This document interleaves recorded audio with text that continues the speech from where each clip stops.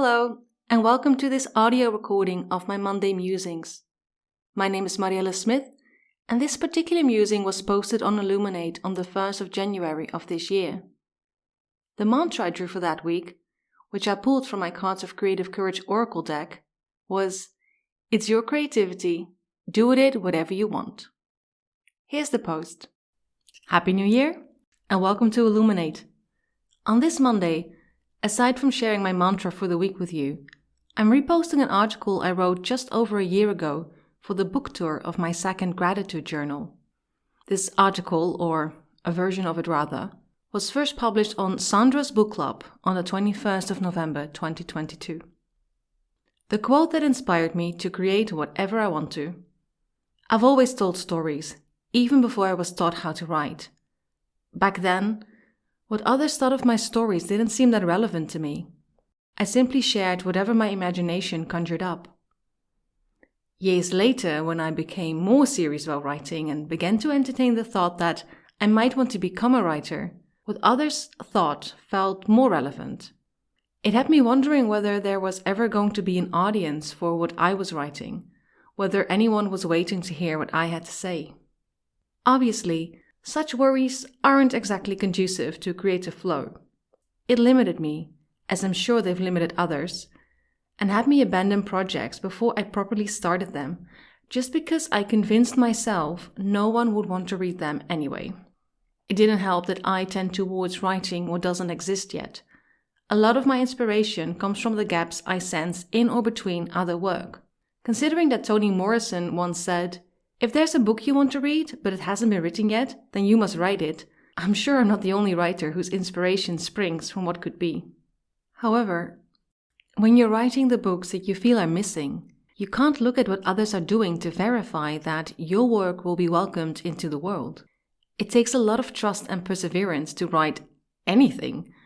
Just imagine how much more of that you're going to need when you find yourself off the beaten path. For the longest time, this was one of my main writing struggles. It kept me from committing to numerous ideas, even if they kept nagging at me from the far corners of my brain that I had banished them to. And then I came across this quote by Paulo Coelho. "If it's still in your mind, it is worth taking the risk." Not only did it make my heart skip a few beats, it brought all those ideas that had been vying for my attention over the years to the forefront of my mind, with a vengeance. And now they knew I knew about Coelho's words. They refused to go anywhere else. These ideas had always known it was worth taking the risk. That's why they stayed in my mind for so long. But now I knew it too. And that's when I surrendered. These days, if an idea keeps poking at me for long enough, I'll give it a go. That's right, I don't just entertain any idea that pops up in my head. On the contrary, Paulo Coelho's word allowed me to create a sort of litmus test to separate worthy ideas from mere distractions. This is how that litmus test works in practice for me. Part of one of the walls in my office is dedicated to new ideas. Whenever an intriguing idea comes along, I write it down on a sticky note and put it on that bit of wall. I then walk away from it and continue working on whatever I'd been occupied with before the idea decided to distract me. If the idea keeps popping up in my head over the next couple of weeks or months, I'll give it some serious thought. I'll grab a notebook, make myself some tea, and give it my undivided attention for a while to see if it turns into something more concrete, something I actually feel like creating. If not, if I check my wall with sticky notes and find ideas on there I haven't given a single thought since putting them up, I pull them down and throw them out. Most probably, they just shown up to distract me from my work.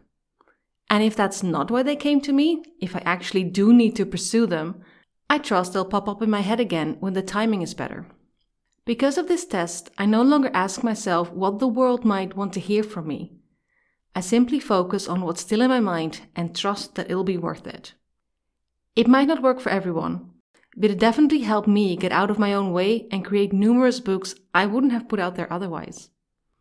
This Paulo Coelho's quote being one of my all-time favorite quotes, it can't come as a surprise that I've used it in more than one of my books. In the notes, I've shared some links to the artwork I've made over the years as compliments to these books, which includes a poster, a desktop wallpaper, and a phone screensaver. If you use any of these anywhere, I'd love to see a picture. Happy creating, and thank you for listening.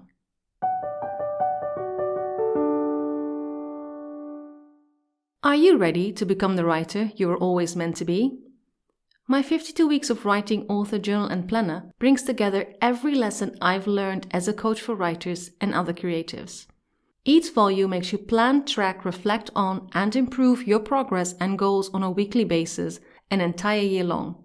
It gets you to unravel the truth about why you aren't where you want to be, keeps you writing through weekly thought-provoking quotes and prompts, and helps you develop a writing practice that honors your own needs and desires. Get yours on mswordsmith.nl/journal. That's mswordsmith.nl/journal.